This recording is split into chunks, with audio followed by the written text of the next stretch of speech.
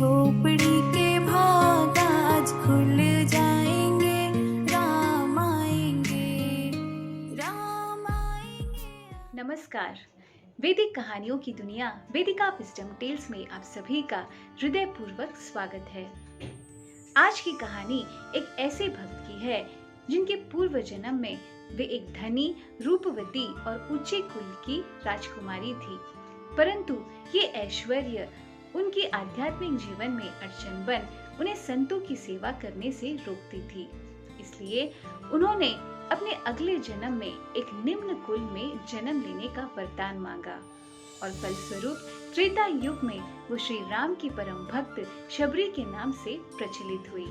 शबर कुल में जन्मी शबरी अपने विवाह से एक दिन पूर्व अपने घर से भागी, क्योंकि शबर कुल के रिवाज के अनुसार विवाह में अतिथियों का स्वागत भेड़ बकरियों को काटकर उनके मांस की दावत देकर किया जाता था।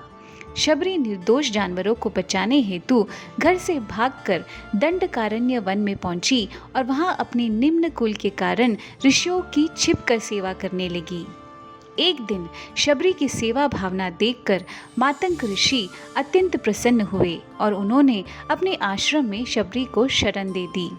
शबरी ने मातंग ऋषि से ही धर्म और शास्त्र का ज्ञान प्राप्त किया और उन्हें श्री राम की भक्ति करने की प्रेरणा मिली। जब मातंग ऋषि अपना देह त्याग कर रहे थे, उन्होंने दुखी शबरी से कहा, हे शबरी, मुझे तो भगवान का दर्शन पाने के लिए मरना पड़ रहा है, परंतु तुम देखना, तुम्हारे इस जीवन काल में ही भगवान राम तुम्हें ढूंढकर दर्शन देंगे।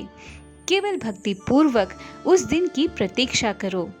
शबरी अपने गुरु के इस वचन की आस में रोज भगवान के लिए कुटिया के रास्ते में फूल बिछाकर रखती, उनके लिए बेर तोड़कर लाती और पूरे दिन भगवान श्री राम का इंतजार करती। इंतजार करते करते शबरी बूढ़ी हो गई। फिर एक दिन शबरी की वर्षों की प्रतीक्षा संपन्न हुई। सीता की खोज में जब श्री राम लक्ष्मण सहित शबरी की कुटिया पहुँचे और शबरी के प्रेम से अर्पण किए हुए झूठे बेरों को खाया, तब शबरी ने अपने जीवन को सार्थक कर दिया। कई बार भौतिक ऐश्वर्य आध्यात्मिक प्रगति के आड़े आ जाती है। व्यक्ति जाति से शूद्र नहीं होता।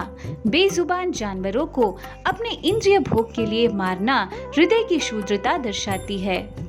गुरु की सेवा भगवत प्राप्ति का मुख्य द्वार है और गुरु के वचनों पर निसंदेह पूर्वक श्रद्धा रखना एक शुद्ध भक्त के लक्षण। प्रेम रस में डूबे भगवान शबरी के झूठे भेर खा गए, क्योंकि शबरी जैसे शुद्ध भक्त के जीवा पर सतत नाम रूपी राम निवास करते थे, जिस कारण बेर झूठे ही नहीं हुए। हम जैसे भद्य जीव जिनकी जीवा पर केवल अहम निवास करता है, ऐसे प्रसंगों का अनुकरण कतई नहीं कर सकते।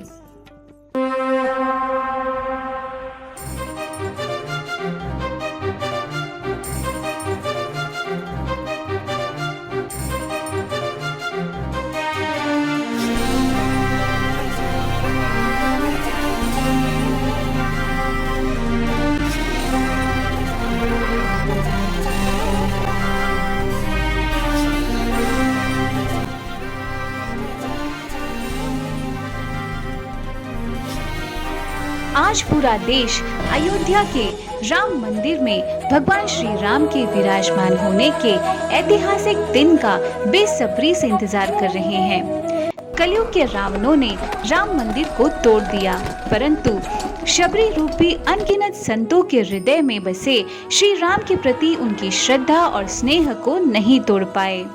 राम भक्तों के निष्ठा, बलिदान और प्रतीक्षा का प्रतीक है अयोध्या में राम मंदिर की पुनः स्थापना।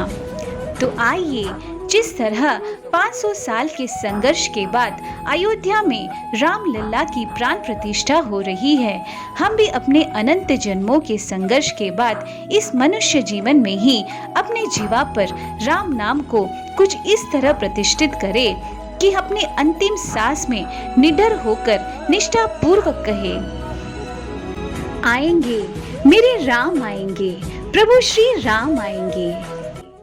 जय श्री राम।